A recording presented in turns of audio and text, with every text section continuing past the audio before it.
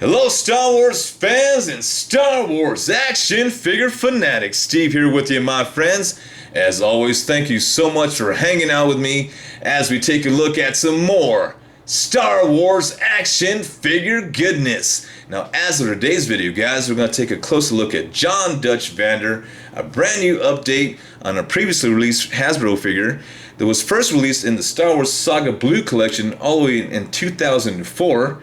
So we're getting a brand new head sculpt here, a brand new update on the helmet here. As far as the body is concerned, I do believe it's a hodgepodge of earlier Rebels figures from the past. But nonetheless, a very, very cool side character from the Star Wars universe.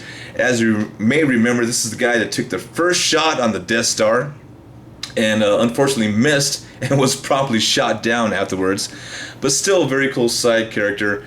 And you know, as with Stormtroopers, you can never have enough Rebel pilots in your collection. So highly recommend it for anybody's Star Wars action figure collection, my friends.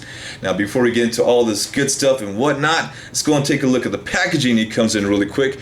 This is number 10 in the Star Wars Black Series 3 3/4 line. Here he is in the packaging. He does come on the very cool TIE Fighter pilot card back, of course.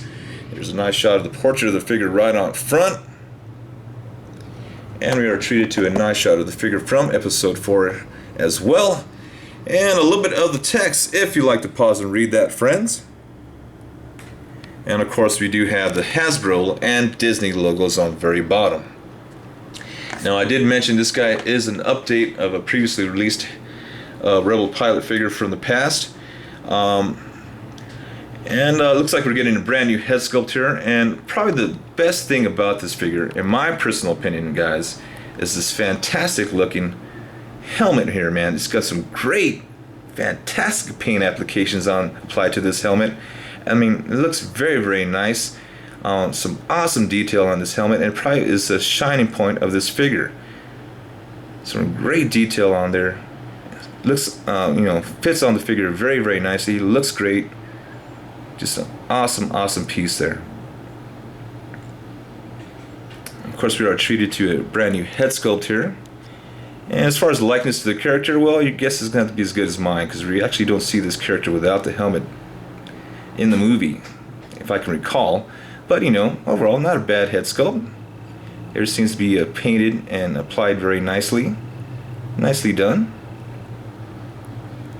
And for the most part, the body itself is a hodgepodge of other Rebel figures that has been previously released through Hasbro. Now, the reason I say that here is right here on the leg here. Now, I'm not sure if the camera's going to pick this up or not, but right here, there's a Hasbro stamp says 2008, which leads me to believe this is probably from the Luke Skywalker Death Star trench run or an earlier Rebel figure from that same year. But the sculpt itself is actually done very nicely. You know, it's a very nice update. You know, you get some nice detail as far as the sculpting is concerned. You know, for the most part, just a very nice looking figure. The chest box itself has got some nice sculpting and paint applications applied. Very, very nicely done. You know, overall, just a very, very nicely looking Rebel pilot figure here. And the articulation on this guy is actually pretty good as well. Of course, you do have the ball hinged head here. Ball joints on the arms here and elbows. You do have swivel on the wrist there. You do have the upper torso ball joint as well. Swivels on the legs there. You have ball joints on the knees and ankles. So articulation is pretty good on this guy. Very, very nicely done.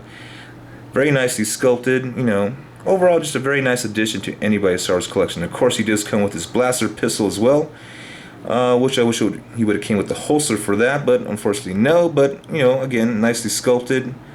Not really too much as far as paint detail on the weapon, but you know, very nice nonetheless.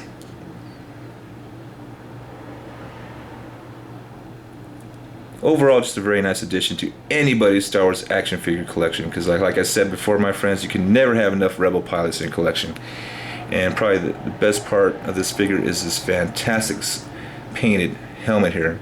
Get that back in focus for you. Very, very nicely done. Very, very cool.